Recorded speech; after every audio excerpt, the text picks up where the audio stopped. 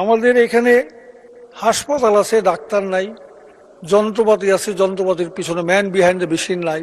আমার নির্বাচনী এলাকা ময়মনসিংহ ৩ গৌরীপুর উপজেলায়, গৌরীপুর উপজেলা নিয়ে। এটি একটি কৃষি প্রধান এলাকা।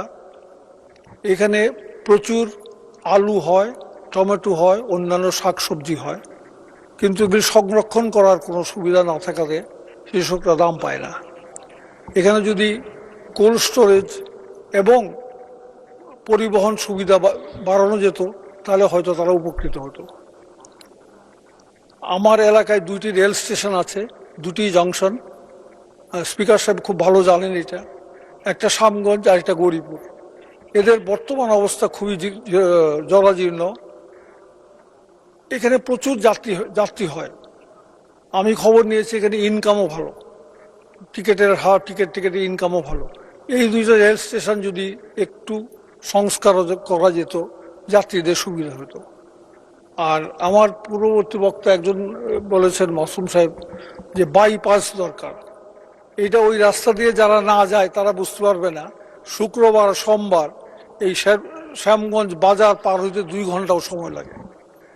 তো মাননীয় স্পিকারের মাধ্যমে আমি রিকোয়েস্ট করব উনি যেন এই জিনিসটা নিজে থেকে এটাকে তুলে ধরেন এবং আমরা এই বাইপাসটা যেন পাই। আমাদের এখানে হাসপাতাল আছে, ডাক্তার নাই। যন্ত্রপাতি আছে, যন্ত্রপাতির পিছনে ম্যান বিহাইন্ড দ্য মেশিন নাই। অনেক কিছুই আছে, অনেক কিছুই নাই। তো নতুন করে নতুন দাবি না করে আমি দাবি করছি যেগুলি আছে সেগুলিকে সংস্কার করে জনবল, লোকবল দিয়ে সুষ্ঠুভাবে চিকিৎসা ব্যবস্থাটাকে উন্নতি করেন। নতুন করতে হবে, নতুন করার সাথে সাথে পুরনগুলিকে সংস্কার করতে হবে। মাদক একটা সবচেয়ে বড় সমস্যা। এই সমস্যার জন্য প্রশাসনিকভাবে